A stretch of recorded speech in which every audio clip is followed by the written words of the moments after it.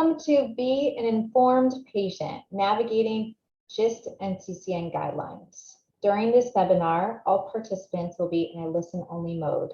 There will be a question and answer session at the end of the presentation using questions submitted through the Q&A feature.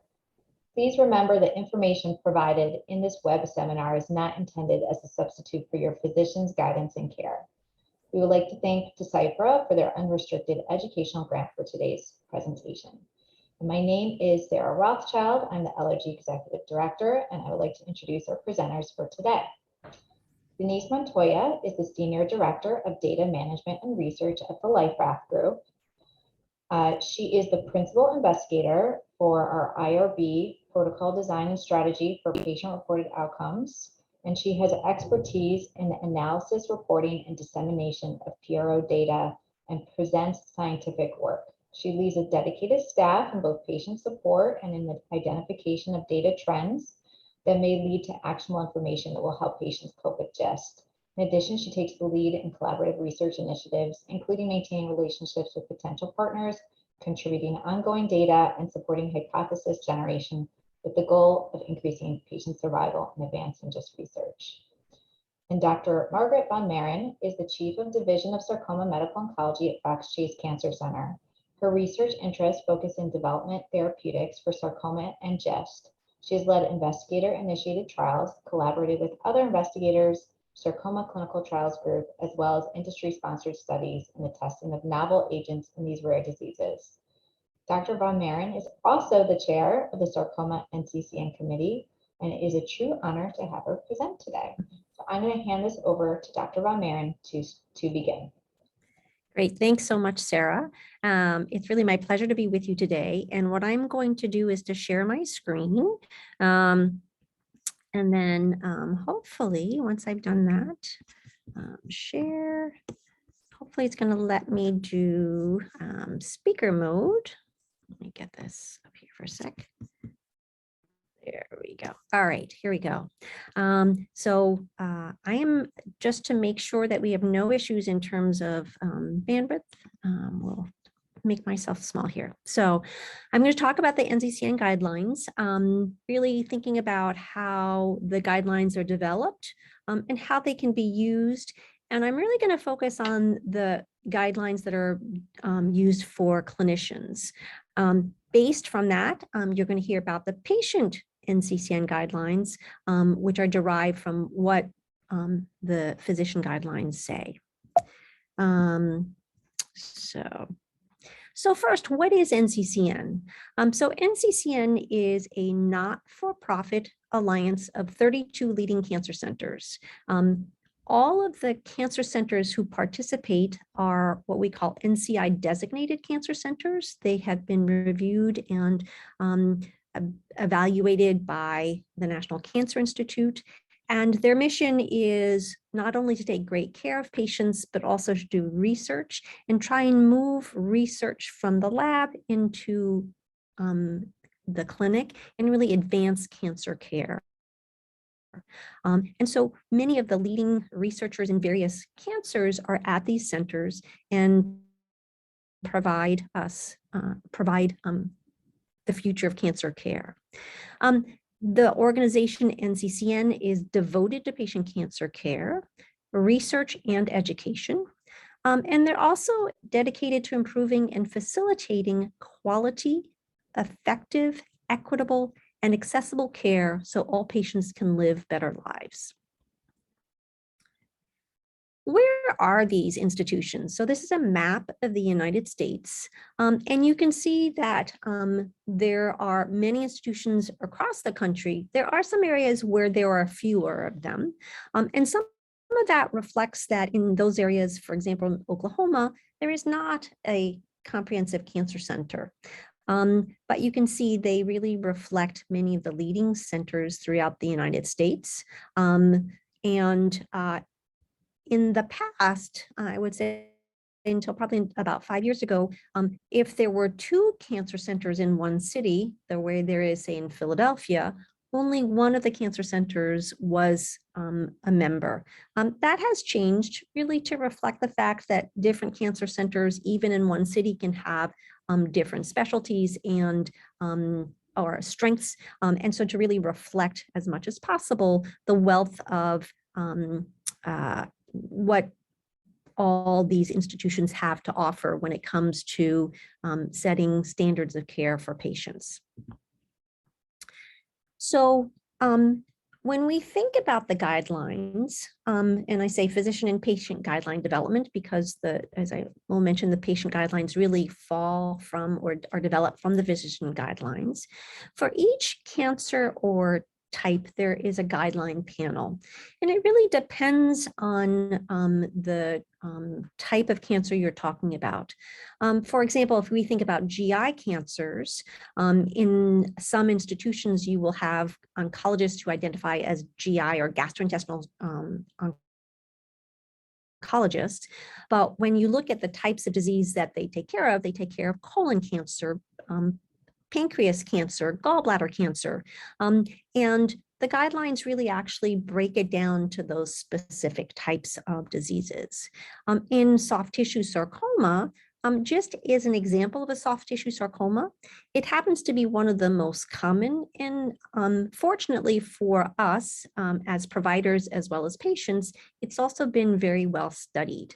And so it has its own distinct guideline because of the extent of information that we have. The guideline members really include world-renowned experts from the member institutions, and these are people who diagnose and treat patients with cancers or sarcomas.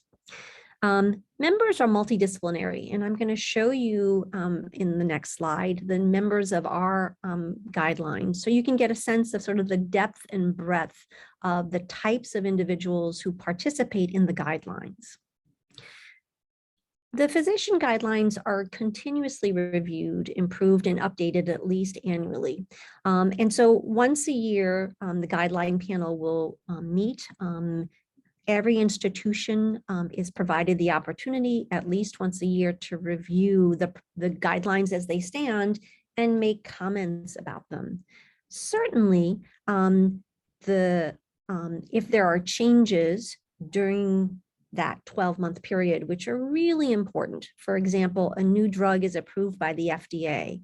Well, then we'll update the guideline because that's something that we want everybody to be aware of, and to make sure that physicians who may not be experts in a disease are also aware of, because many of these guidelines are used by clinicians in the community. Patient guidelines provide information about the disease and are really come from the physician guidelines, and you'll hear more about them from our second speaker.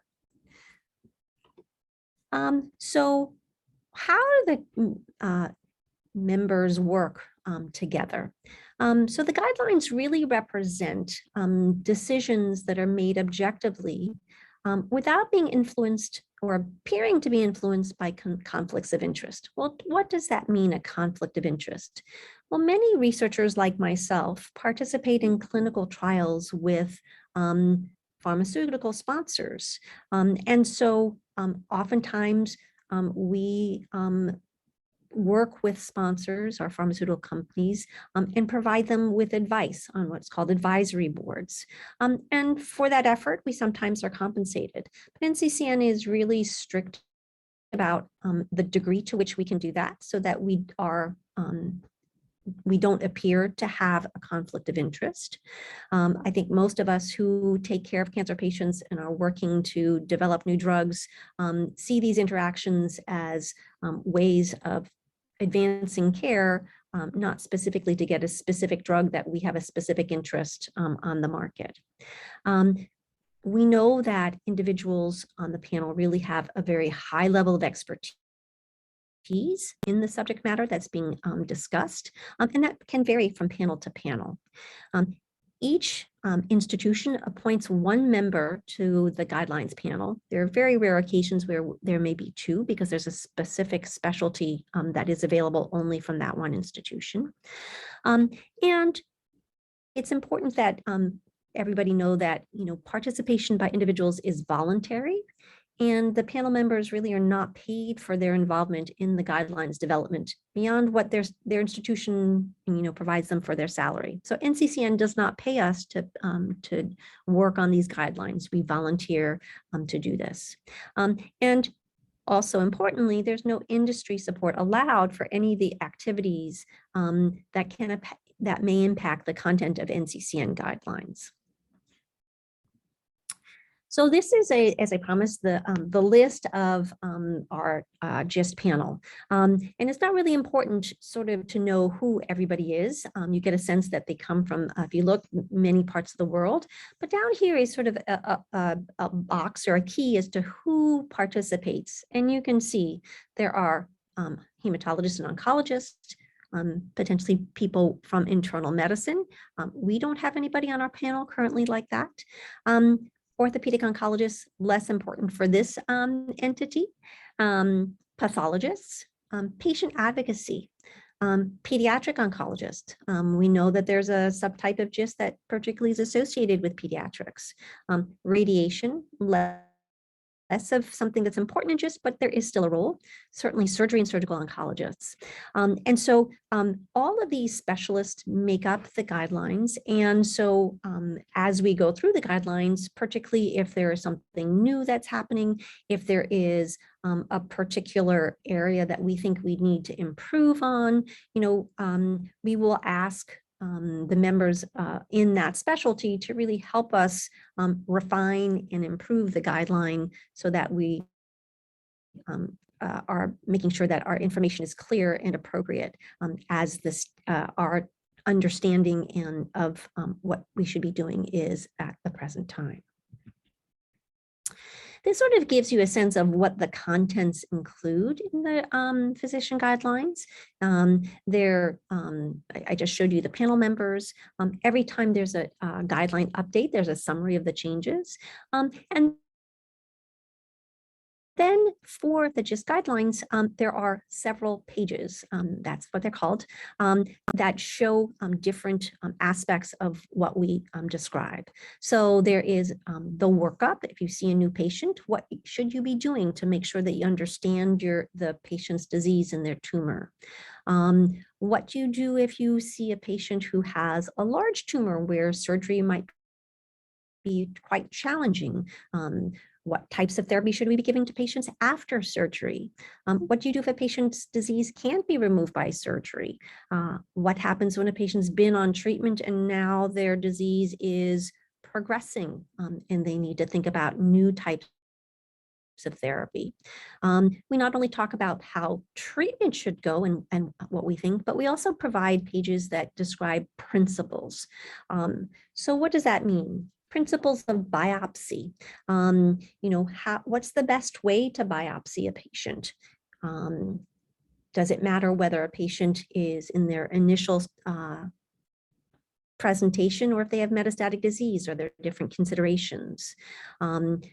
We also know that GIST, particularly in the initial assessment, we stratify for considerations about adjuvant therapy, and there's information about that. We talk about mutation testing, which is an important part of taking care of a GIST patient. There are recommendations for surgery for GIST, and then also what kinds of therapies we recommend. And lastly, how should we do imaging for these patients? What is recommended? And for patients who don't know, staging is also provided in information. Staging means how do we classify a patient based on where their disease is, because staging provides prognostic information about what we anticipate in terms of a patient's long-term outcome with their disease. So as I mentioned, for the guideline updates, how do we do it? We meet once a year. They're reviewed by each institution, and they share recommended changes. The chairs, myself and Dr. Kane, who's a surgical oncologist from Roswell Park, review these changes, and we discuss them at the annual panel meeting. And then we reach a consensus about any changes by voting. when we think about changes, we're really thinking about, have there been any new clinical trials that have provided us with new information?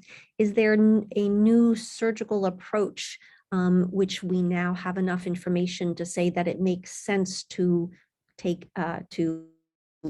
perform a surgery this way? I think probably the biggest change that's happened in the past 10 to 20 years in cancer surgery is the use of laparoscopic surgery. When I first started in oncology, that was considered a no-no because it was a cancer operation. Well, now we know that patients can have safe, effective surgery using more laparoscopic approaches, which minimizes their time in the hospital.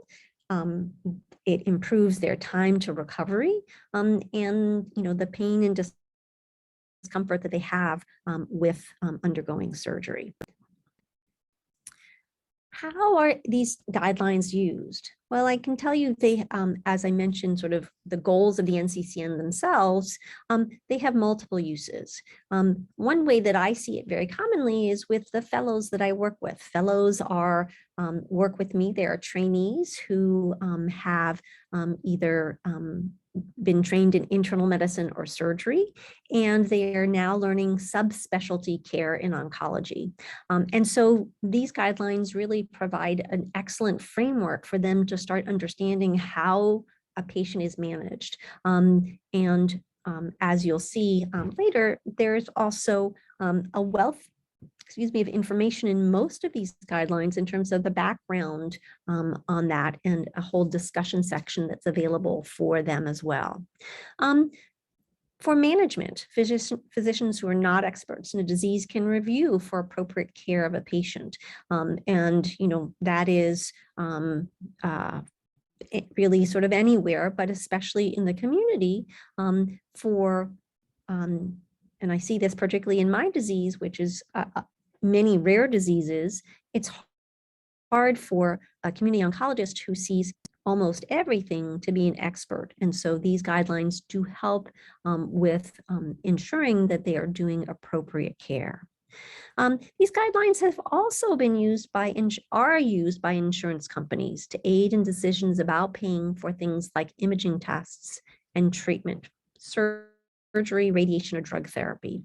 And that is certainly something that is important. We want to make sure that if there's a treatment that is, or a new drug that is showing benefit and efficacy in a particular patient group, that we show and demonstrate that we think that that is a drug that should be used in certain circumstances or all the time, and we try and provide that type of information. Can people outside of the guidelines panels request changes? Well, there is a mechanism for input to guidelines. And the guideline committees or panels consider information based on published scientific data for drugs, biologics, diagnostic testing, various procedures or devices that can be used for the prevention, detection, treatment, supportive care that are being evaluated by the NCCN guidelines. There's a process for submissions that are, can happen throughout the year. And then the NCCN staff and the chairs of the committees really address whether or not this is something that we think is important enough that we need to evaluate it between the annual meetings, or can it be deferred until the annual review process.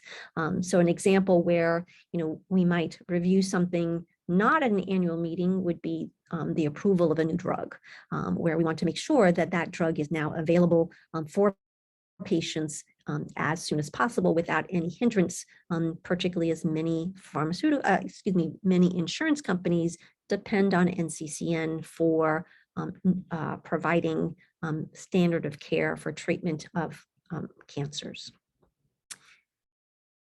When the panel makes recommendations within it, not everything has the same available data to support its use and appropriateness.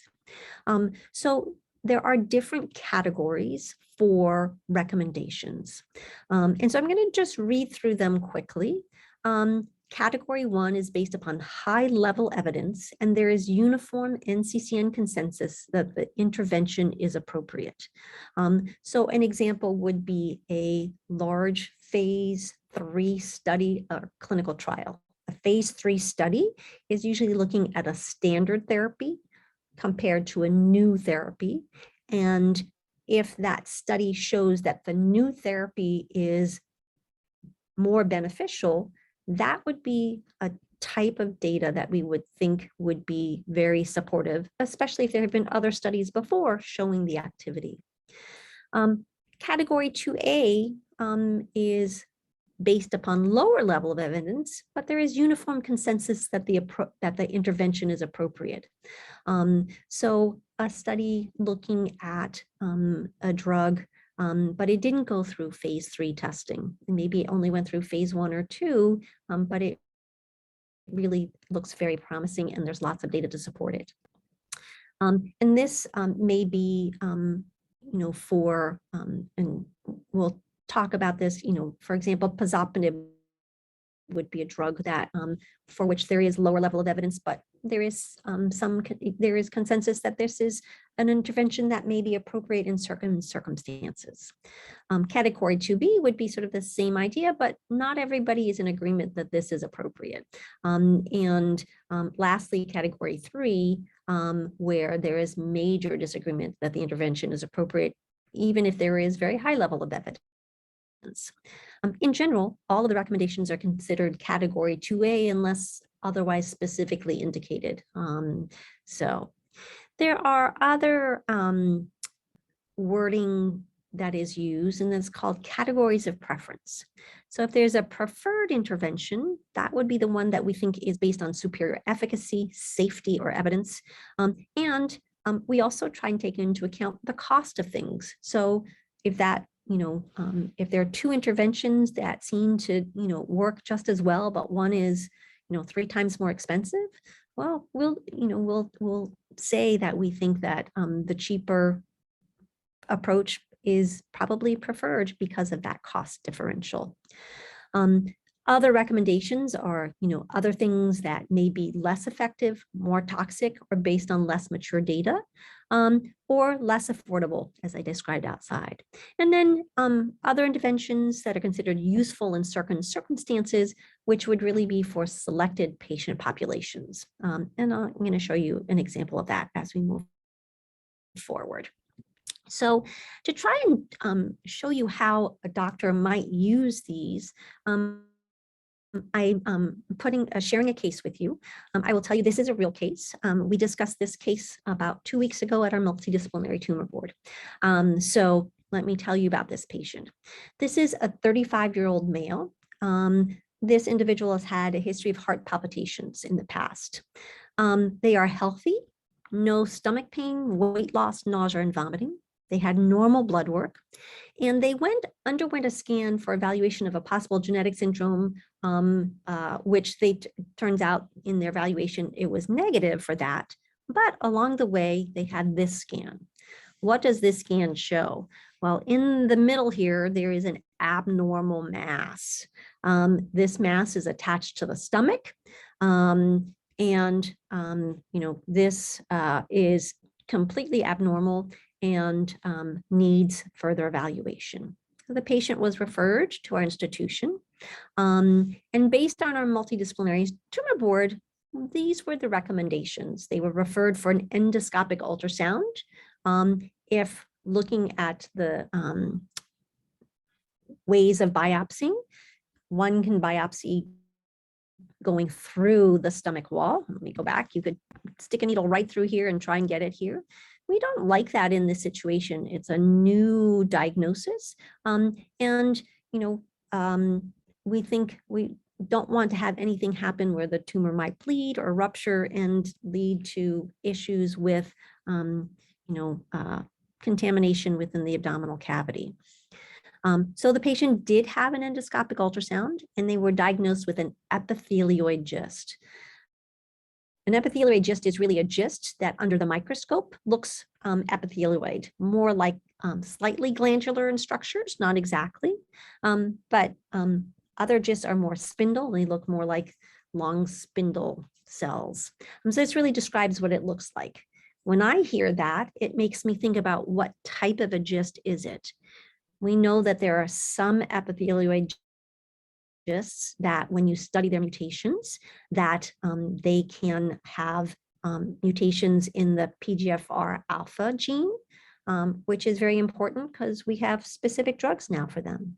There are some tumors that have this that have not the characteristic mutations, but are what we call SDH deficient, and are typically seen in younger patients. And this is a 35-year-old patient.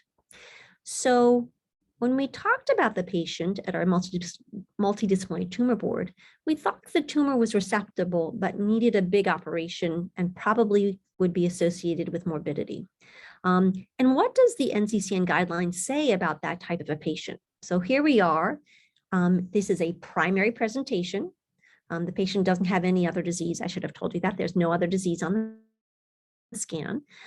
They have been deemed to have resectable disease, meaning the surgeons think they can take it out, but they're worried about the side effects.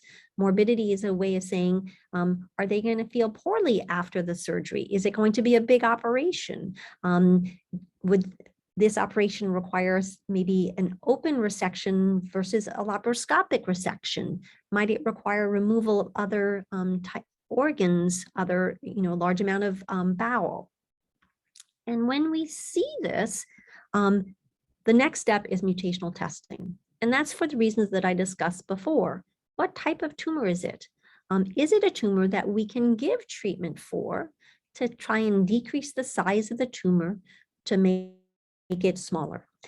So imatinib, or Gleevec, as many of you know it by, is a very effective drug for this, and there are studies demonstrating this. And this particular, and that is very helpful for many types of mutations, but not for tumors that are PGFR alpha and have exon 18 mutations, particularly D842V. Once we know what that mutation is, then we can make the recommendation about how to move forward. As you'll see in terms of recommendations for treatment, imatinib wouldn't be recommended for a tumor that does not have a KIT or PGFR alpha mutation that has more that SDH deficient. Once the patient starts on the therapy, you want to do imaging to check to see, is the patient's tumor responding? If it's not responding, make sure that the patient is taking the medication, because that's very important. If the patient responds, then continue until you think surgery is feasible. If it's progressed, well, then stop and think, should we do surgery now because it's technically feasible and we think getting the tumor out is important? Or do we need to do something else because now this tumor has become unresectable, surgery is no longer feasible, and we need to think about other therapies. And you can see, if we were in the guidelines themselves, there are these hyperlinks to sort of the next step in the process, to those different pages about what we do in the next steps. So I thought I would spend some time on mutation testing because this is an area where the Europeans, I think, have been ahead of us. And for many years before the NCCN guidelines, really were recommending mutation testing as a standard. So this has changed over time. In the past, it was considered strongly encouraged, but now it's really considered a standard for initial treatment decisions. And the basis for that is, and I think the reasons why many of us, there were some institutions and specialists who didn't feel it had to be done in all patients, is that before recommendations for treatments, there were no alternatives, so if you found a mutation, the option was they were limited in some cases, and we in the very beginning didn't have the knowledge that alternative drugs might be more helpful, and there are potentially other things that we can do. So particularly now with avapritinib, which is approved and based on a selected mutation type, it is very important to know what type of mutation you have. So treatment information. So it's broken down based on what type of setting you are in.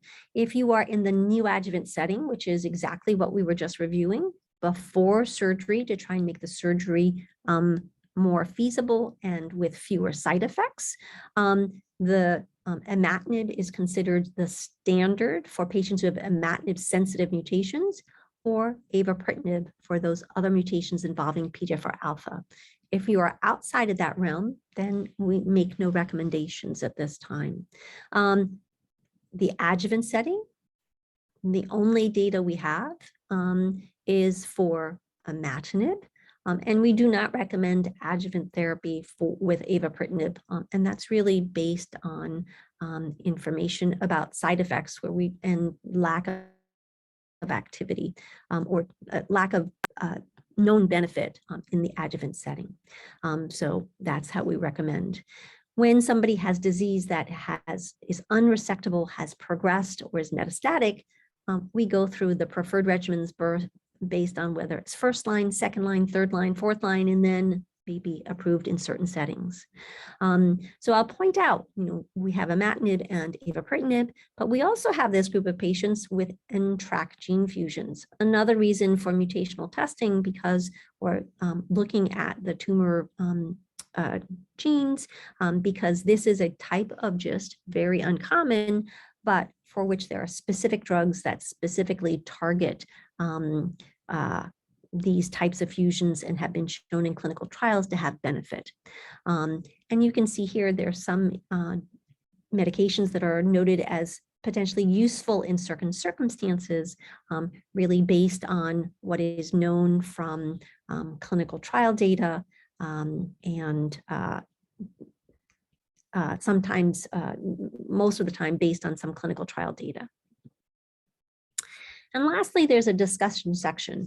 Currently, the discussion section for the GIST section is in the process of being revised, but it gives you a sense of sort of the depth and breadth of what is included. And so this is very helpful for physicians who don't always see these patients. It's an easy way to look at, background on the disease and treatment guidelines and recommendations. So it talks about general principles, the tumor biology, prognostic factors, use of targeted therapy, how to work up patients. So very useful.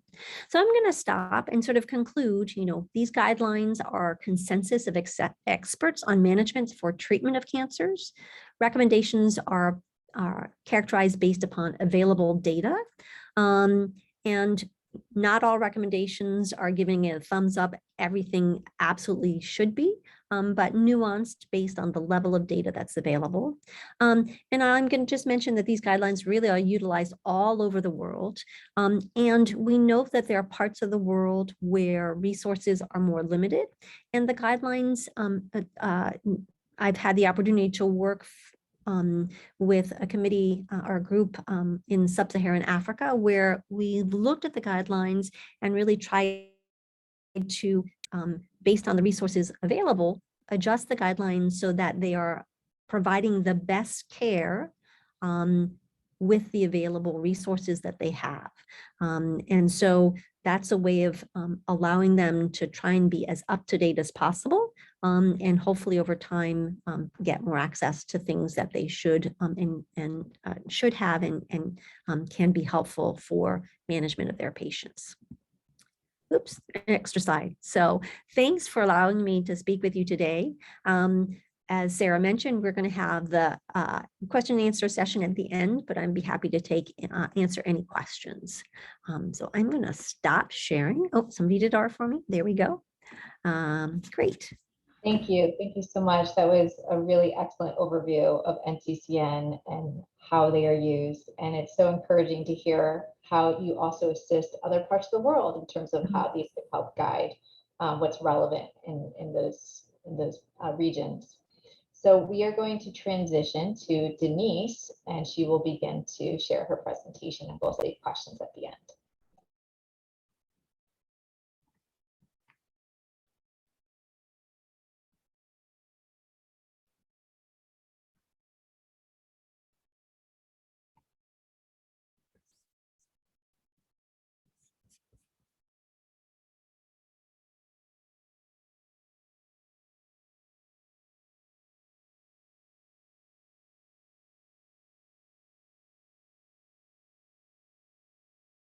Okay, great. Thank you, everyone. My name is Denise Montoya. I'm the Senior Director of Data Management and Research at the Raft Group. And it's an honor for me to be in here today with Dr. Marin to talk about the NCCN guidelines, but more for the patient perspective. So before I start the presentation, I would like to kind of give a little background on what we did. The Raft Group tried to gather some information on the input of the NCCN guidelines from the patient perspective. So we asked our community what were their thoughts about the NCCN guidelines. The main thing that we gathered from that communication was that many patients didn't know what the NCCN guidelines were, and they also didn't know how to access them. So thanks to the presentation of Dr. Romero, we have now that information, and I hope that was extremely helpful. I do want to emphasize now on the patient section, we have two different guidelines, as Dr. Romero went over the one from the left, the clinical practice. We also have a patient guidelines. The patient guidelines is embedded within the chapter of sarcoma, and any patient can access to it. If you have any questions in regard to access, please do not hesitate to reach out. We'll be more than happy to guide you in that process. So during this section, we're just going to talk about the benefit of the patient, how to read the guidelines, if there is any questions across the way of your journey that you should be asking your doctor or communicating your doctor in regards to the guidelines that will help with your care. But before we jump into that, let's just talk about the importance as a patient for the guidelines. So the guidelines provide an evidence-based recommendations for diagnosis, management, and interventions. It assists in the decision-making process of cancer care, and it helps patients understand their gist and the treatment plan tailored to each individual case by their physician. But overall, regardless of the clinical guidelines, all of the patient guidelines, it's based off the clinical guidelines. The main goal is to improve patient care and outcomes. So one quote I took from the guidelines was that all patients should be evaluated and managed by a multidisciplinary team with expertise and experience in GIST sarcoma, like Dr. Romero. This is important because GIST, as a rare type of cancer, it's important to be managed in a way that will definitely benefit the patient. So let's talk about a little bit of the patient journey. So these are some specific checkpoints across the patient journey that's important for the patient to discuss things with their doctors and to understand each phase of each checkpoint. So let's start with the diagnosis. As it was shown before, GIST is divided into two groups. So we have the very small GIST, gastric GIST of less than 2 centimeters, and all other tumors. During this phase, you're going to be told either by an imaging or any type of endoscopy that you have a tumor. So now the question is, as Dr. Romero was mentioning, is biopsy an option for me? So there is different type of biopsies, and understanding which type will apply for your tumor, it's crucial. So the consideration of biopsy should be based on the suspected tumor type and extent. In some cases, a biopsy is necessary to confirm the diagnosis of primary GIST prior to any treatment. And it's important to know that an endoscopic ultrasound guided fine needle aspiration, it's preferred type recommended of biopsy for small gastric GIST. However, it's important to also understand, just like the example that Dr. Romero showed, that not all tumors are predisposed for a biopsy, given that in some cases, the location or any risk, it's not appropriate to extract any type of cells. So after the sample has been extracted from either a biopsy or a surgery, what's next as a patient? So after your tissue has been sampled and obtained, what happens is that it is sent to a lab where expert pathologists will identify and see your tissue either from a paraffin-based tissue or after a biopsy or a surgery. And what they do is they kind of analyze the aspect and physiology of your tumor cells under the microscope. So what they do, they stain via immunohistochemistry or IHC staining, and also they see the cell morphology. So the most common stainings and proteins that they stain are c-KIT, DOG positive, SDHB.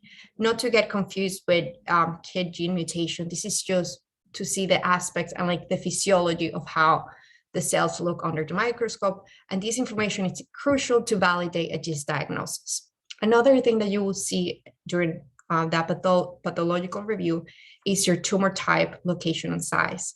As Dr. Romarin was explaining in the different type of risk stratification, it's important to know as a patient, where do you fall in that category? And during their pathology report, you'll be able to obtain this information and kind of like guide to understand what type of GIST or any type of or your risk in this case. So another thing and crucial thing to see during this phase is your mitotic rate. So your mitotic rate just counts how fast your cells, the tumor cells, divide. So the higher the rate, it will be considered a little more of a higher risk and comparing to the other checkpoints like your tumor location and your tumor size. Therefore, it's important to ask during this checkpoint to your doctor, maybe like a copy of a pathology report, or just to go over to understand the risk category that you follow through. So another thing mentioned during the guidelines is surgery. Not all tumors will be adapted for a surgery. So there can be resectable tumors and unresectable tumors, as explained in the previous presentation. However, surgery is the gold standard treatment of GIST. If a surgery is possible due to the location of the tumor, and given that there is no any major risk compromising the benefit of the patient, surgery will be dictated. If that's your case, and in that case that they're going to proceed with surgery, it's important to ask your doctors as the patient perspective, and many questions that we hear a lot in our team from patients is, do I need neoadjuvant treatment to shrink the tumor prior to my surgery? In some cases, the tumor is accessible during surgery, but they would like to decrease the size just to decrease any type of risk. Another great question to ask is, did the surgery achieve a negative margin resection? So after the surgery, it's important to see the goal is to clear all the margins, that have clear margins, which means no residual cancer cells across that boundary of the cell of the tumor. And then lastly, it's important to ask, will I qualify for adjuvant therapy after the surgery? So what's the treatment plan after the surgery? Is adjuvant treatment a part of, as Dr. Romarin was showing in the graphs, it's treatment part of the plan, and if testing will be part of also that decision making. So now in some cases, especially for metastatic advanced patients, surgery is not an option. So important questions to ask during that phase is, how often will I be having scans and follow-up? Surveillance of the tumor after a therapy to see if the therapy is being successful. Also, as mentioned, if the patient is taking the medications, to see the progress of or shrinkage of the tumors. Another great question to ask is, what is the treatment plan according to my mutation? So given that there is no surgery, no access to the tissue, what will any other type of testing like ctDNA will be available to test my mutation to see if the treatment that I'm on will work best? So as mentioned, these are the FDA approved treatments for GIST.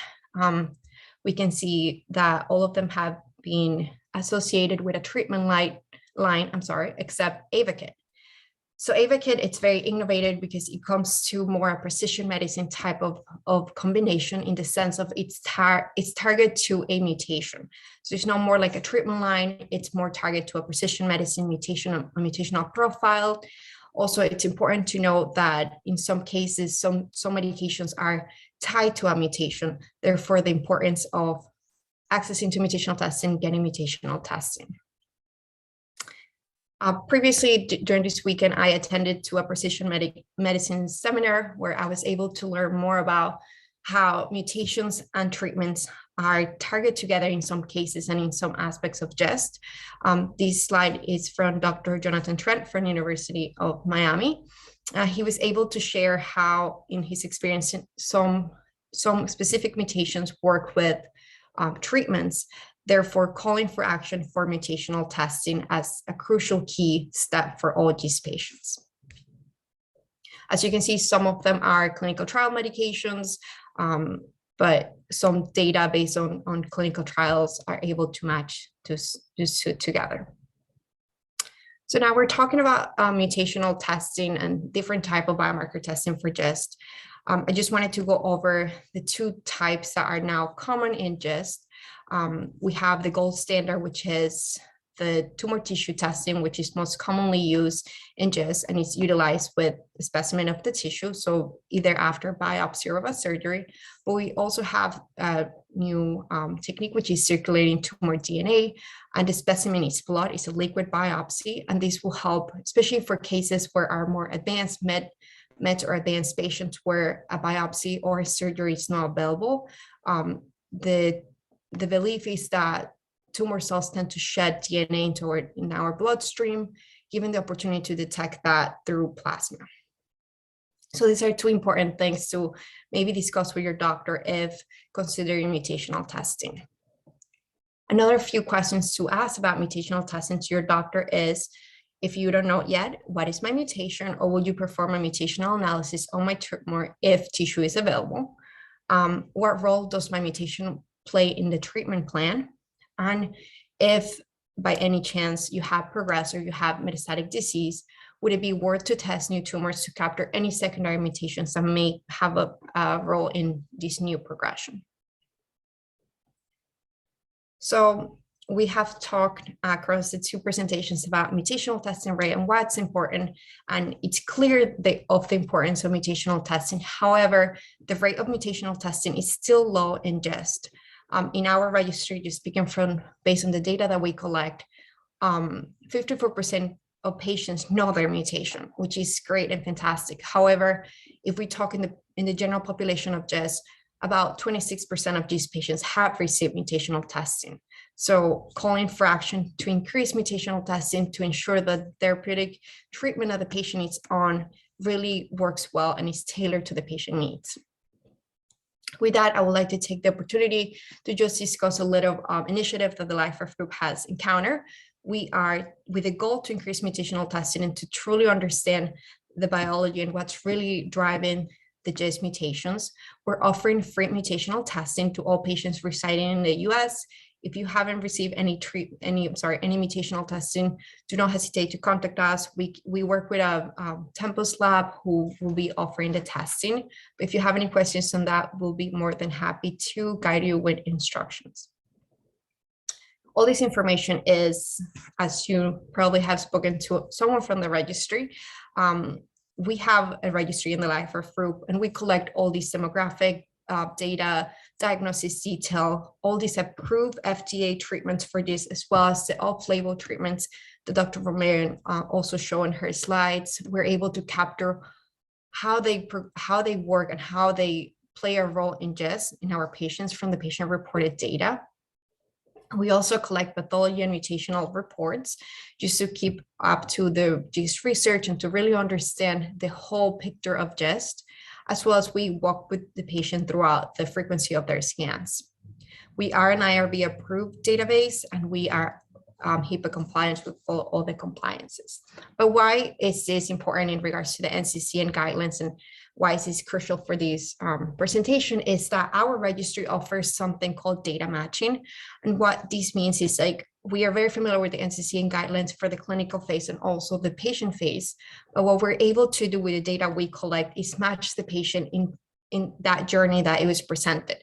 In the sense that, for example, if you're a patient that has a small tumor with an exon 9 mutation in the small intestine, and you're wondering what other patients like you are doing, we're able to provide that information with our dashboard. We're able to see what other patients are doing at different checkpoints, as I show in that arrow of the GIST journey. So if a patient is facing a recurrence, or if a patient is taking an off-label treatment that's no FDA approved, but however has some success in a very specific mutation, we're able to talk to the patient and formulate any type of questions or suggestions to talk to the doctor, and of course, make the best decision for the clinical care. And with that, I want to thank you everyone for the time. And if you have any questions, we'll be more than happy to answer them. Excellent. Thank you, Denise. All right, we do actually have questions that have come in. So I'm going to get started on that. The first question was, how can a patient learn about qualifying for clinical trials? So that's a great question. There is a website called clinicaltrials.gov, which you can try navigate and see if you can get information. It will ask you in trying to sort that out, the name of your disease. If you're, know about a specific drug, they can do that. The other way is really to speak to your doctor and ask your doctor. If your doctor is unaware of clinical trials, and if you're at a smaller community location, that would be a reason to say, well, maybe I want to get a second opinion and see if there's something that I should be thinking about for me that as part of a clinical trial. Great, thank you. There's another question that's related to imaging. How one can learn about when a PET scan versus CT versus MRI, when that's warranted for a patient. Great question. So I think in general, when we think about CTs and MRIs versus PET scans, they give us similar but not exactly the same information. CTs and MRIs are very good about telling us about the size of things and how they're related or connected to tissues around them. So very important for surgeons in particular when they're thinking about surgery. Where is the mass and where are the blood vessels around that mass that are important for the intestines? That's one of the biggest questions that often comes up when we think about surgery. Can we remove the mass safely and preserve the blood supply to the rest of your intestines? Because if you take out the tumor and you take out the blood supply to the intestines, then the intestines can't work. There are ways of taking out part of the intestine and preserving the blood supply. Complicated, and the surgeons think about that all the time. A PET scan gives you some information about where things are located, but its primary function is to tell you about metabolic activity. What does that mean? A PET scan, you get an injection of a contrast material, and that contrast material is a form of sugar, and it goes to areas in the body and gets concentrated there in cells that are actively growing and dividing. And so where do we see that? Cancer cells and GIST are a big example of where you'll see that. But you also can see it in areas like the brain and the heart, which are very active muscles or actively metabolizing. You can see them in areas where there's infection or inflammation. So you get the sense that a PET scan gives you, I think, more what we call qualitative information, and so it can be less specific. There are some criteria about the activity level, and you may hear your doctor mention a word called SUV, which stands for the standard uptake value, and they actually measure how much of that sugar is there. And in general, we think that values that are above 2.5 are consistent with cancer, but they're not diagnostic. So again, in my practice, I routinely use CAT scans and MRIs. I less commonly use PET scans. PET scans can be very helpful in somebody is getting neoadjuvant therapy to make sure that the treatment is working.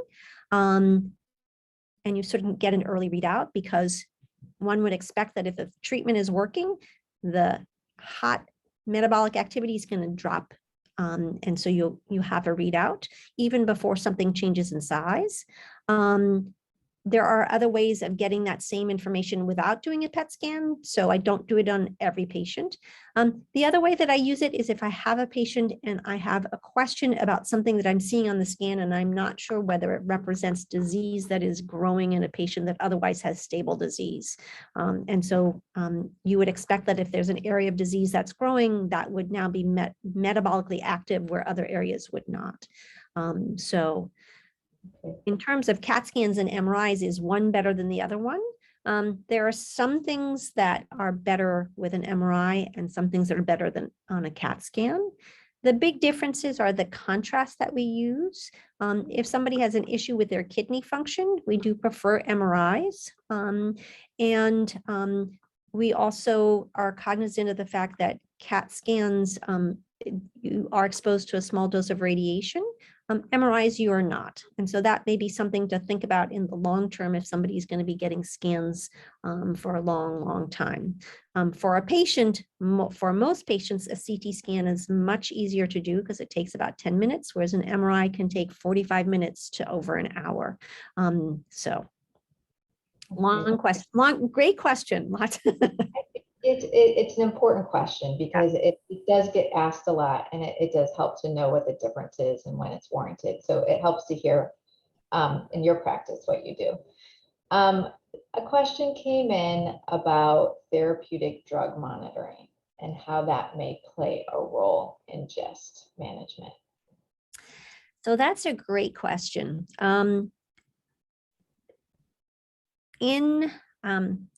Looking at Gleevec, because or imatinib, when patients are taking that for CML or chronic myelogenous leukemia, the other indication for another indication for which is approved, there is clear data that the level may have impact on benefit, and so I think it's done much more commonly.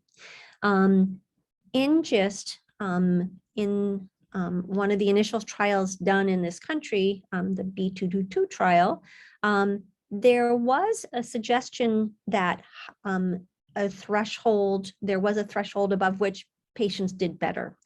That's never been confirmed. And so in general, I think it's not done in a lot of settings. I don't routinely do it myself. There are times when if I'm worried about potentially a drug interaction, somebody's having much more toxicity than I would anticipate, I may do it. I oftentimes will look at blood work, because on blood work, oftentimes you can get clues that, you know, the patient is taking it and they're having an effect, because you can see changes in, you know, things having to do with red blood cells. They tend to be larger. Oftentimes patients develop anemia. So there are lots of other ways that you can get indirect information that the drug is effective in hitting, you know, having its effect in a patient. Okay, great. There's two questions that came in. They sort of connect to one another. It's related to like more a policy focus. So can the federal government require mutational testing based on the NCCN guidelines? And for instance, link it to reimbursement or professional accreditation? You know, if there's a way to make this more mandatory. So I think, I guess I'll say, as a physician, I think I would find it hard to have the government telling me how to practice. Having said that, there are ways in which professional societies are impacting on that. For example, pathology uses what are called CAP guidelines, and I can't remember what CAP stands for, but over time they update guidelines. And so many pathology departments are reviewed and accredited, and part of that accreditation is using the CAP guidelines. And so it does incorporate and look at, you know, what did you do? What type of testing that did you do? And so over time, increasingly those are being adjusted and the guidelines updated as increasing knowledge is available, showing that we really should incorporate these things. So that's, I think, the best way that it's being addressed, along with things like the NCCN guidelines, and then also patient education and patients going in and asking, I want to know what my mutation is. What is it? Absolutely. We got to continue to get the word out about it. It's important from different angles.